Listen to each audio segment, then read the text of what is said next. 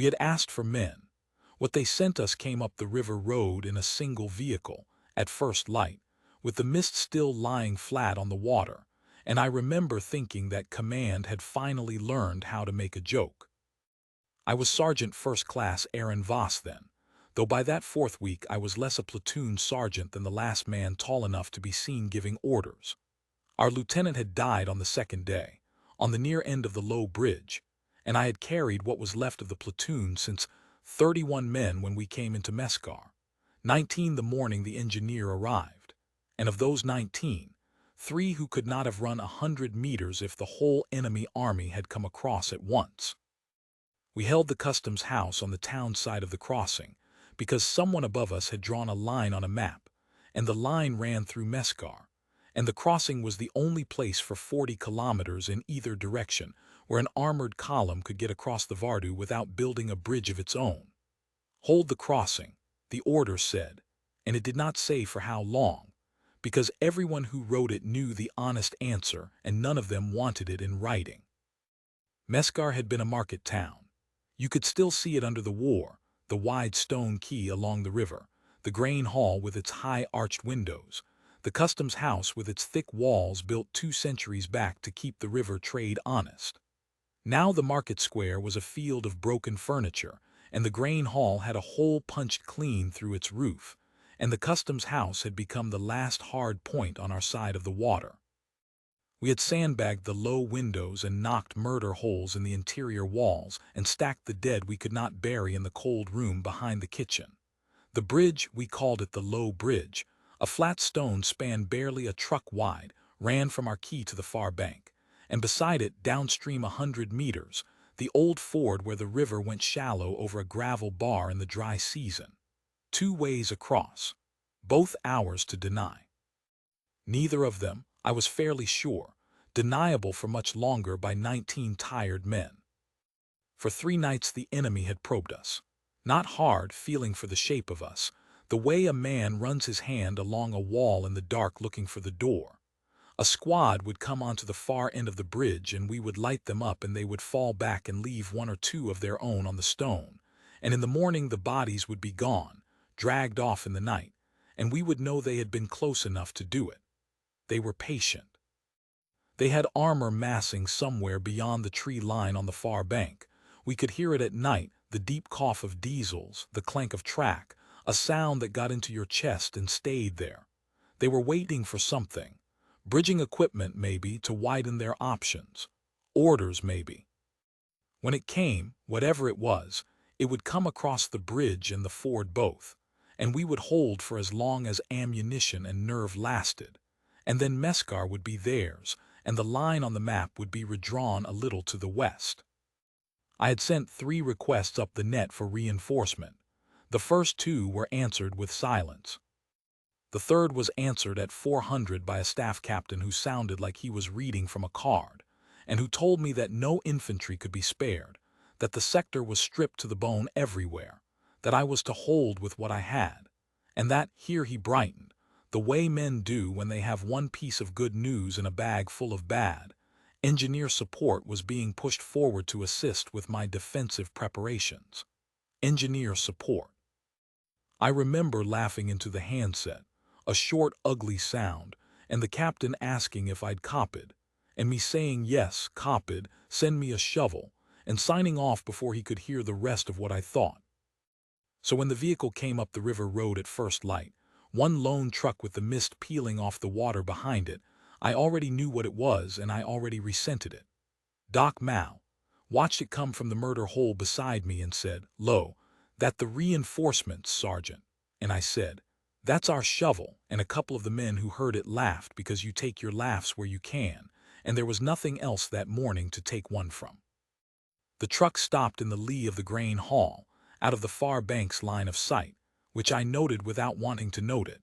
Most people rolled straight up to the customs house door and gave the enemy a nice target to range on. Whoever was driving had put a building between themselves and the river the way a person does who has been shot at while parking before. The engine ticked as it cooled.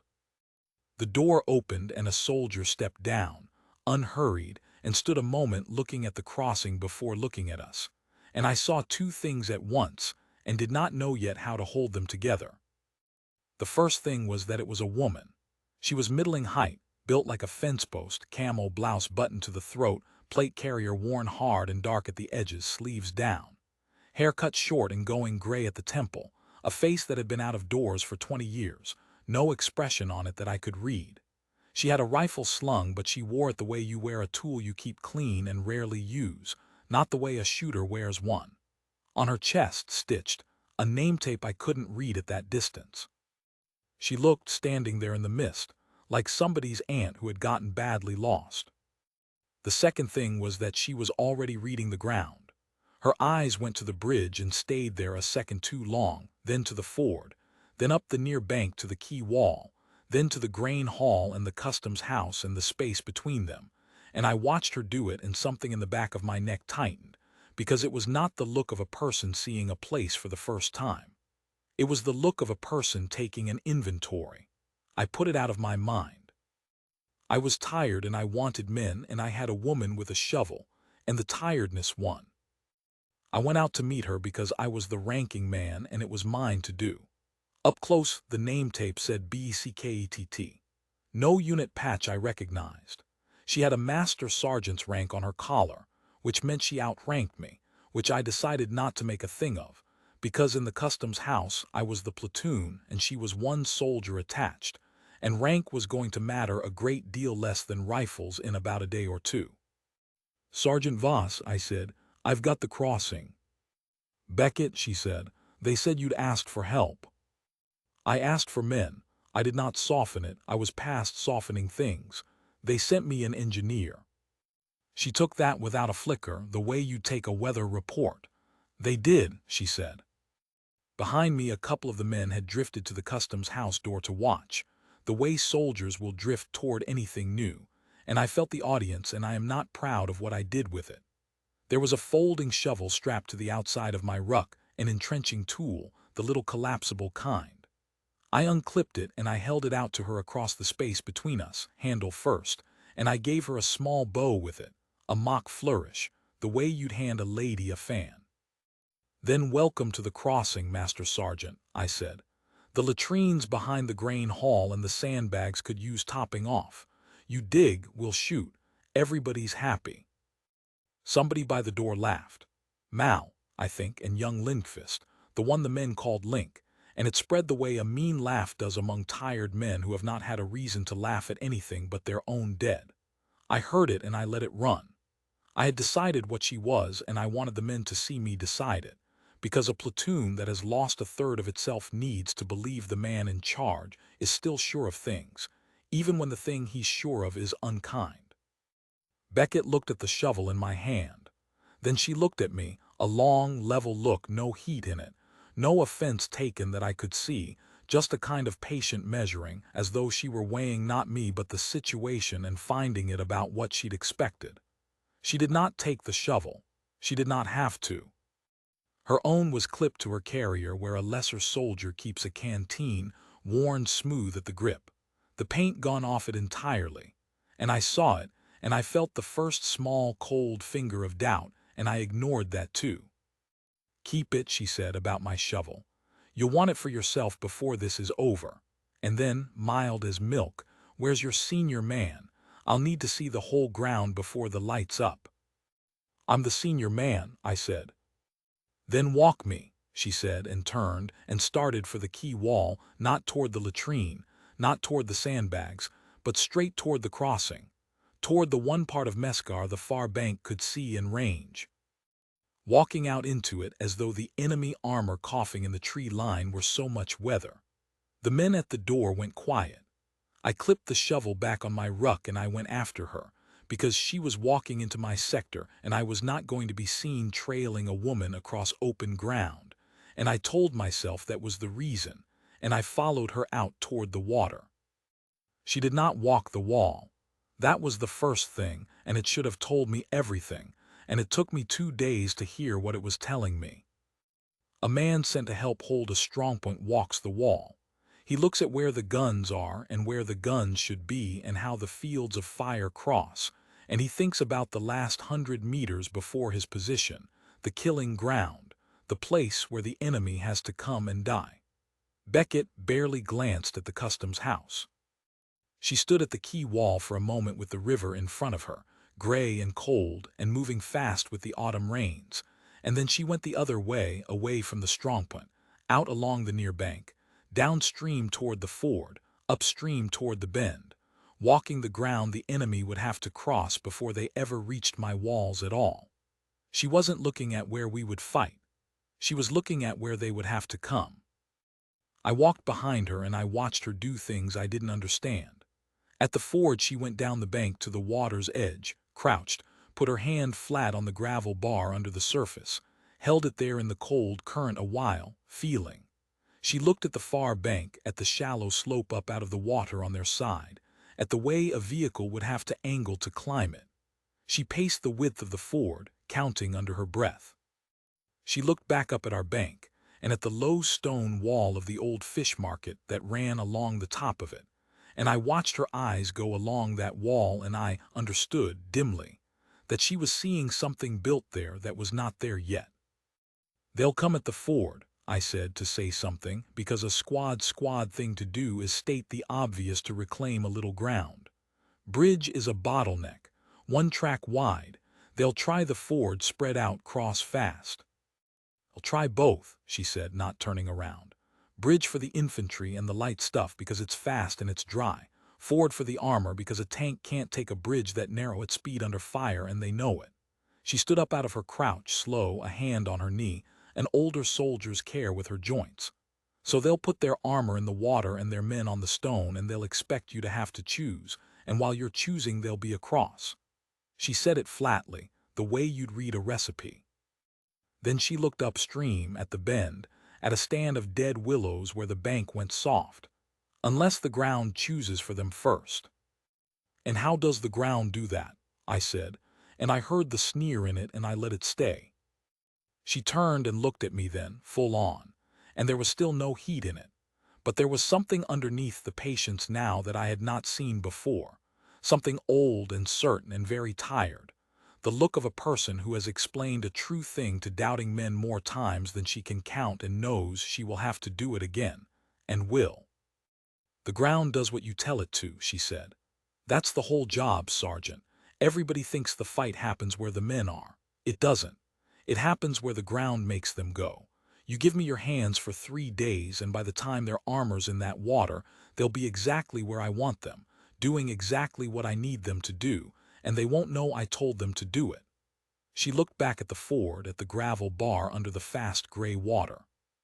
"No woman survives that Frontline," she said, quiet almost to herself, and I realized she was repeating something, some line that had been said to her once, long before Mescar, in some other place where men had handed her a shovel. "That's what they always say, right up until they find out what a builder can do to a river crossing." She clipped her thumb under her carrier strap.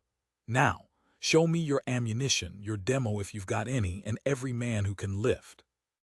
I've got a lot to do, and not much dark left to do the loud parts in." I did not answer her right away. Out beyond the tree line, the diesels coughed and settled, patient, waiting. I stood on the bank of the Vardu with a shovel clipped to my ruck and a master sergeant I had just mocked in front of my men telling me she was going to turn the river against an armored column with 19 exhausted riflemen, and whatever was in my demo cache. And the honest truth is that I still did not believe her. But I had stopped laughing. Somewhere between the quay wall and the ford, without deciding to, I had stopped laughing, and I turned and started back toward the customs house to get her the men and the ammunition she'd asked for. And I told myself it was only because she outranked me, and that too was a thing I let myself believe because it was easier than the alternative. The alternative was that I had just watched somebody look at my crossing the way a surgeon looks at a wound, and that I had handed her a latrine shovel. We had more demolition stores than I'd told the captain about, because in a siege you lie a little upward to be sent more and lie a little downward to be left with a reserve, and Beckett found the reserve inside 10 minutes of my opening the cold room, because she counted the crates against the manifest without being shown the manifest, just by looking, and said, "You've got a case and a half you didn't report. Good." You'll want it. I did not ask how she knew. By then I had decided to stop being surprised, which is a decision you make and then fail to keep over and over all day. She put every man who could lift to work by full light, and she did it without raising her voice and without once making it a thing about rank, which is a harder trick than shouting, and I have only ever seen a few soldiers who could do it. She'd walk up to a man, tell him precisely what she needed and exactly why, in about 9 words, and then stay with him for the first 30 seconds to make sure the why had landed, and then move on, trusting him. Men who had spent 4 weeks being told to hold and endure and hold, and die a little at a time. Men who had run out of anything to do with their hands but reload and wait, took to the work like it was water. I watched Tavar, who had not said a full sentence in a week, spend an hour with Beckett crouched over a sketch she'd scratched in the mud with a stick, nodding, arguing, nodding again. I watched her turn my broken, waiting platoon into something that had a job. The job made no sense to me at first, and that was the hardest part, harder than the fear, harder than the tiredness. Watching men labor all day at things I could not see the point of and having to keep my mouth shut because the master sergeant clearly could. She had them dragging the wrecked market stalls and the burned trucks and the fallen roof beams, not to clear them, but to move them to specific places, at specific angles, out along the far end of the Ford's approach and down the flanks of the bridge. She had them digging on the near bank, not fighting positions but long shallow cuts I didn't understand, and lining them with the sandbags I'd told her to go top off. She had 2 men all afternoon at the culvert under the river road with a spool of wire and a fistful of blasting caps and a look on their faces like altar boys. She had Link and another man out at the dead willows above the bend, doing something to the soft ground there that involved a great deal of water and a great deal of digging and produced, by dusk, a stretch of bank that looked exactly as it had that morning and was, she promised me, no longer able to bear the weight of a vehicle. "You're funneling them," I said at dusk, when the loud work had to stop and she came in off the ground to eat a little and check the wall. It had come to me slowly, watching all day, the shape of it finally standing up in my mind. The willows are soft so they can't flank upstream. The junk on the far approach, you're closing the wide spots so they can't spread at the ford. You're squeezing them down to 1 lane. She looked at me over a mess tin, and for the first time something that was almost approval moved across that weathered face, gone as fast as it came. "Now you're seeing it," she said. "1 lane, my lane, where I know the range to the meter and I've already got their belly showing me its soft parts." She ate a spoonful, unhurried. "The trick isn't stopping an armored column, Sergeant. You can't stop it. 19 men can't stop it. The trick is making it go somewhere narrow and slow and wrong, all on its own, thinking the whole time it chose to. Then you don't need to stop the column. You just need to break the front of it, right there in the narrow, and let the rest of it pile up behind the wreck." She set the tin down. "An armored column's only as strong as its ability to move. Take the move away, and it's just a lot of steel sitting in your fire, waiting." I looked at her a while. The customs house was quiet, the men bedding down in shifts, the diesels coughing far off across the water. I had one question I had been carrying since the ford, and I was tired enough, finally, to ask it. "Where'd you learn to do this?" I said. She was quiet a moment, then, "Same place everybody learns anything worth knowing," she said. "A place I shouldn't have walked out of." She stood, joints and all, and picked up her rifle, and at the door she stopped without turning around. "Get your men what sleep you can, Sergeant Voss," she said. "They'll come tomorrow night to see what I've built, and the night after that they'll come to break it." She went out to the wall. "One of those nights we teach them, the other night we bury them. I'll let you know which is which when I see how they come." Then she was gone into the dark toward the ford, to spend the loud work hours doing the quiet ones, and I sat in the cold room with the reserve demo and the stacked dead, and I did not sleep, because for the first time in 4 weeks the thing keeping me awake was not despair. It was something I had no name for yet. I would find the name later, watching a mechanized column die in a river she had turned against it. The name was Hope, and I had handed it a shovel that morning, and it had not even bothered to be angry. They came the next night, as she said they would, an hour after the moon went down. I had the wall with 12 men and Beckett had the ground, which by then meant something specific. She was out past the key in the dark somewhere, in among the things she'd built, with Tavar and Link and the wire spool, and I had learned enough in one day not to ask her to come inside where it was safer, because there was no safer, and because she knew where every cut and every buried cap and every angled beam sat the way I knew the inside of my own mouth. We had a challenge word and a running count and not much else. The rest was trust, which I was extending to a woman I'd mocked 30 hours before, and I noticed the strangeness of that, and then I stopped noticing it, because the far end of the bridge had gone wrong in the dark. Not a sound, that was the thing. A probe you can usually hear, boots, a dislodged stone, a whispered curse. This one I only saw, and only because Beckett had made me spend an hour at dusk learning the exact shape of the crossing against the last light so that any change in that shape would show. A piece of the dark on the far end of the bridge had thickened. Then it moved. Then there were more of them, low and spread and quiet, coming onto the stone in a loose file, and behind them downstream. A second group easing down the far bank toward the water at the ford, testing, and I understood in my gut what she'd told me with her mouth. Bridge and ford, both, always both. I keyed the net twice, our signal, and did not fire. That was the hardest order I have ever kept, to sit behind a wall and watch armed men walk toward me and not fire, but she had been plain about it. Let them commit. Let them get in among it. The first shot you give away for free teaches them where you are and what you fear. The first shot they take from the ground teaches them nothing, because the ground doesn't have a muzzle flash. The lead man at the ford went into the water. I saw him wade, careful, feeling the gravel bar with his boots, and behind him 3 more, and they were most of the way to the deep part of the bar where the current ran fast when the whole downstream flank of them came apart. I did not understand what I was seeing for a full second. There was no explosion. There was a sound like a great wet mouth opening, a heavy suck and slide, and the soft bank above the bend, the willows, the stretch Link had spent all afternoon on, the ground that looked exactly as it had simply left. It went into the river in a slab, a whole shelf of undercut bank that Beckett had spent a day quietly turning to porridge underneath while leaving a crust on top, and it took the 2 men who had eased down onto it looking for a flanking route, and it folded them into the black water without a shot, and the collapse threw a surge across the ford, a low fast wall of water and mud that hit the waders broadside and put them off their feet in the fast channel in full kit in the dark. That was when I fired. That was the whole of the plan. The ground broke their crossing, made a churning wreck of a formation that had been quiet and confident 10 seconds before, and turned 4 disciplined men into 4 drowning ones.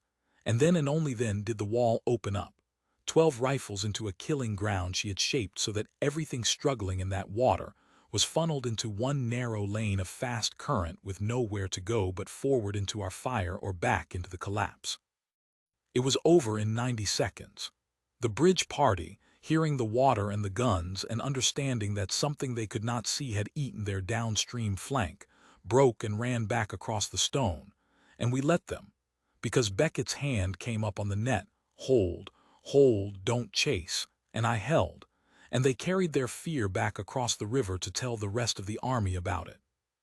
When the water settled, we had done nothing but pull triggers for a minute and a half. She had done the rest, in daylight with a shovel and a spool of wire, hours before any of them arrived. Not one of my men had been so much as scratched. Tavar came in off the ground behind her, wet to the waist, mud to the elbows, and he was grinning like a boy, and he said to the room, to nobody, to all of us, "The bank. Did you see the bank?" She dropped the hole and could not finish it and did not need to. The men who had laughed when I handed her the shovel were very quiet. Mal looked at me across the customs house in the dark and did not say anything, and I did not say anything back, because there was nothing to say that the river hadn't already said better. Beckett came in last, checked each man with her eyes the way a good senior does, counted us and said only, That was them looking. Tomorrow they push harder and the night after the armor. Sleep the ones you can. Then she went to the cold room to inventory what the fight had cost, which was nothing. And she knew it was nothing. And she went and counted it anyway, because that is what she was, a person who counted the cost of things whether or not there was one, so that when there finally was, she'd already know the number. The hard push came the next night, and it nearly took the customs house, and it would have, if not for the thing she did at the culvert with her bare hands under fire, which I did not see the start of because I was busy not dying, but which I saw the end of, and which is the reason I have told this story to every young soldier I have trained since. They came before moonset this time, which meant they'd learned, and they came heavier.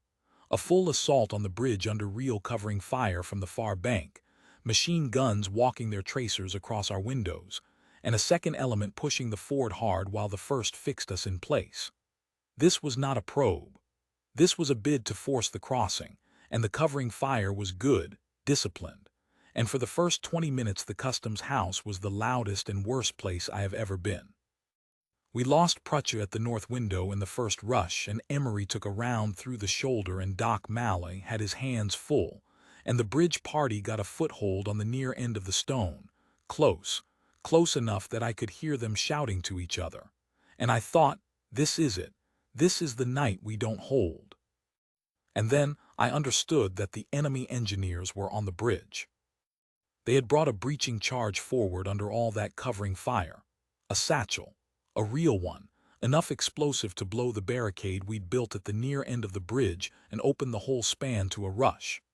Two of them had gotten it to the barricade in the chaos and set it and pulled back, and I saw, in the strobing light of the tracers, the thing sitting there against our sandbags with its time fuse burning, and I knew the math without doing the math.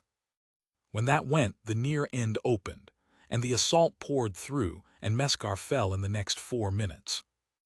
Beckett was already moving. I did not order it. I could not have ordered it. I would never have ordered a soul out into that. She went over our own barricade into the open at the near end of the bridge, into the covering fire, into the tracers, low and fast and utterly without hurry in a way that made no sense to my eye. A person moving quickly and calmly at the same time, and she got to the satchel where it sat burning, and she did not throw it, because there was nowhere to throw it that wasn't us or wasn't going to bring the bridge down wrong, and she did not run from it. She knelt down over it in the machine gun light with her bare hands, and she took it apart. I have since learned enough about what she did to know how thin the margin was.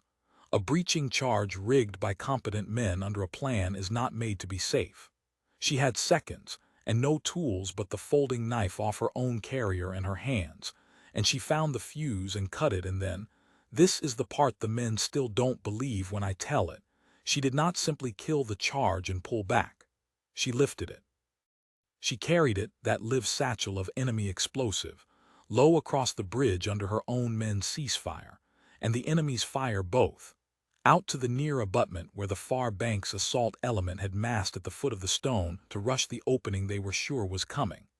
And she set their own charge down among the pilings there, where she'd already, days before, weakened the abutment with cuts of her own, and she lit it with the enemy's own time fuse reset to nothing. And she came back across that bridge at a walk, while it burned down behind her. The whole near abutment of the bridge went up with the enemy's own breaching charge stacked on top of her prepared cuts, and it took the foot of the span, and the assault element massed under it into the river together in one long rolling crack that I felt in my teeth from inside the customs house. The bridge did not fall. She'd known exactly how much it would and wouldn't take. That was the entire point of the cuts she'd made days earlier. But the near end of it dropped a full meter into a broken shelf of rubble that no man could rush, and no vehicle could ever cross.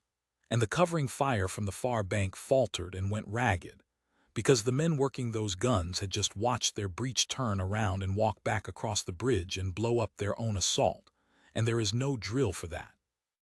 There is no drill in any army for the enemy taking your bomb away from you, and using it better than you did.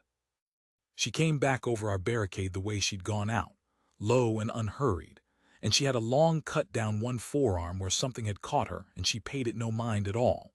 And she got down beside me at the wall and picked her rifle back up and looked out at the wreck of the bridge she'd just made and said, in exactly the voice she'd used to ask where the latrine was, "That'll cost them a day. They'll have to bridge it now, or force the ford alone, and they don't like the ford after last night." She wiped her knife on her trouser leg and folded it away. "Get Mal on your wounded, and somebody find out if Emery's shoulder is through and through or if it's still in there." I looked at her arm bleeding in the dark, and I looked at the bridge that would have opened and let Mescar die and did not, and I said the only thing I had, which was her rank and her name, Master Sergeant Beckett, and could not find the sentence to put after it. "I know," she said, not unkindly. "Wounded first, Sergeant, the thank yous keep, the bleeding doesn't." After that night nobody in the customs house called her anything but ma'am, and nobody looked at me when they did it, which was its own kind of mercy and its own kind of judgment, and I took both. We had a day, as she'd said. She spent it building the kill box for the armor she knew was coming, and this time I did not have to guess at what the work was for, because she'd taken to telling me, not explaining herself. She never explained herself, but telling me, the way one senior tells another, so that if she went down I'd know the ground well enough to fight it. That was the shift. She'd stopped treating me like a man who'd handed her a shovel, and started treating me like a man who might have to finish what she'd started. And I understood that this was the highest thing she knew how to offer a soldier, and I tried to be worth it. She walked me through all of it. The ford was closed to their armor now on the upstream side by the collapse and on the flanks by the junk and the cuts, which left one lane across the gravel bar. One, exactly as she'd promised on the first morning. A single track of firm bottom wide enough for one vehicle at a time to climb the far slope and cross and come up our bank.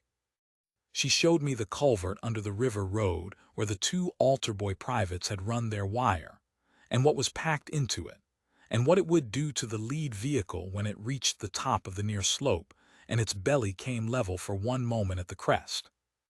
She showed me the shallow cuts on the near bank I hadn't understood on the first day, not fighting positions, but a trap for the vehicles that got past the culvert, soft ground crusted over to look firm, sighted so that a driver swerving off the killed lead vehicle would put a track into porridge and throw a wheel or shed a track and sit there, dead in the water, blocking the lane for everything behind. She showed me where our rifles went, and where the demo initiators sat, and which man held which, and she made me repeat it back until I had it cold. "You don't beat armor with courage," she said more than once that day. "Men who tell you that get other men killed. You beat armor with arithmetic. You make the ground do the killing that steel would eat your riflemen for. Then your riflemen just finish the ones the ground already broke." She looked out at the ford, at the one lane, hers. "They'll come up that bar 3 or 4 abreast because that's how they're trained and because they'll think the bar is wider than it is, and the bar will pinch them down to one, and the one will die at the culvert, and the next will die trying to get around the one, and by the third one the whole column stopped in the water in my fire with its belly up, and a stopped column isn't an army anymore. It's a scrapyard that hasn't finished cooling."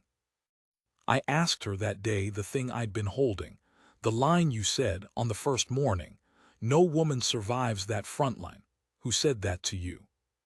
She was quiet a while, working a cut into the mud with her stick. "A colonel," she said finally, "at a dam, a long way from here, a long time ago. We were told to hold a spillway with a company against a brigade, and I told him how I meant to do it, and he looked at me the way you looked at me over that shovel, and he said, 'No woman survives that front line, Sergeant, go dig the graves.'" She scratched another line. "So I dug the ground instead. And the brigade came at the spillway, and I turned the whole approach against them, and they broke on it. And afterward the colonel was one of the ones who," she stopped. "It doesn't matter, he learned it, same as you're learning it. Men always learn it. The only question is whether they learn it before the shooting or after, and how many it costs in the difference." She stood. "You learned it before, mostly. That's rarer than you'd think, and it'll keep some of your men alive tomorrow night, so." She almost smiled. "You're welcome for the shovel." I laughed then, the first real laugh I'd had in Meskar that wasn't a mean one, and she let me have it.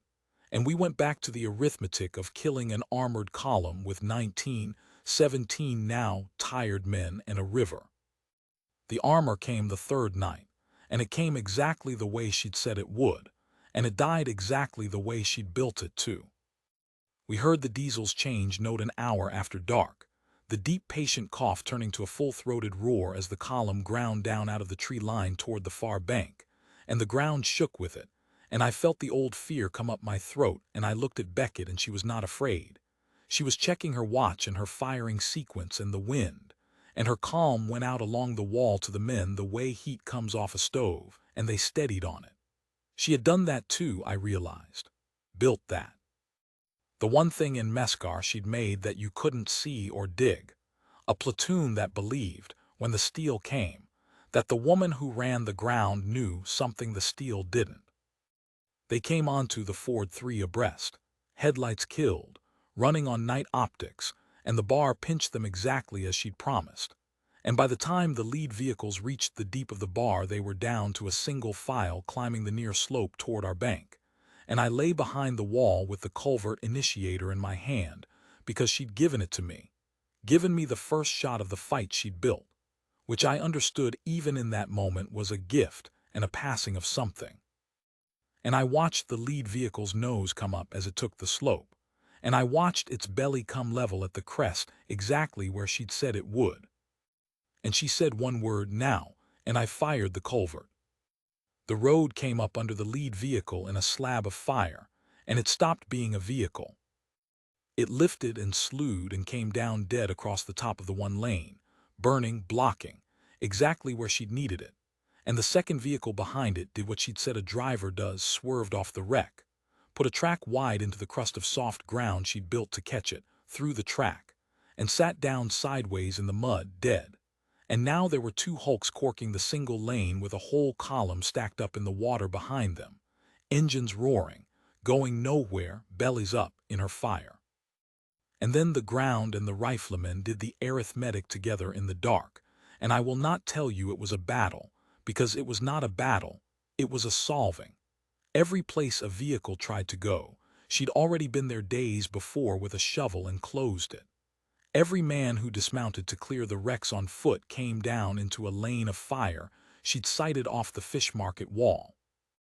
The column could not advance because the lane was corked, could not spread because the flanks were soft and cut, could not retreat fast because the ones behind were jammed against the ones ahead in the narrow of the bar, and could not fight what was killing it because most of what was killing it was the river and the mud and the dark and a day's work with an entrenching tool. We fired until the barrels were hot and the far bank stopped sending men into the water because there was no more forward to send them into. And somewhere in the middle of it, I understood that we were not going to lose Meskar, that the thing everyone above us had known was impossible was, in fact, already done, had been done days ago in daylight by one soldier with a shovel while the rest of us watched and doubted. The name came over the enemy net near dawn, when it was clearly over, when the surviving vehicles had backed off the bar and the far bank had gone quiet except for the burning.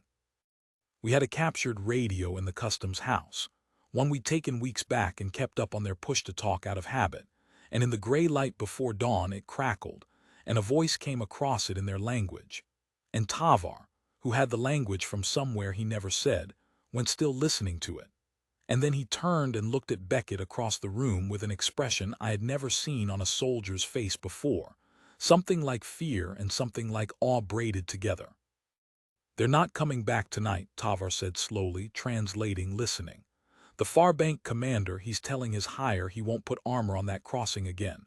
His higher's ordering him to, and he's refusing." A pause, listening.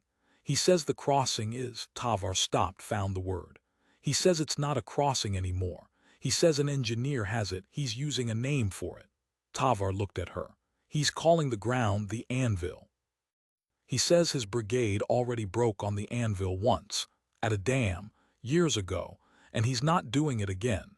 and his hire can relieve him if he wants, but he won't feed his tanks to it a second time. The customs house was very quiet. The men looked at Beckett of the buttoned collar and the smooth-gripped shovel, and the arm she'd let bleed while she triaged everyone but herself. And she stood with her rifle slung and her head a little bowed, listening to an enemy on the far side of a river she'd beaten refuse, out of pure dread, to try her ground again, and refuse it by her own old call sign, a name a broken brigade had carried away from a dam years ago and never put down. Anvil, I said, it was not a question. It was a long time ago, she said. At the dam, that colonel. Afterward the men needed something to call the thing that it held, and they didn't want to call it me, so they called it the ground, the anvil, something the hammer breaks on instead of the other way around. She shrugged, a small, tired motion. It stuck, followed me. I don't use it, but they remember it, apparently, some of them.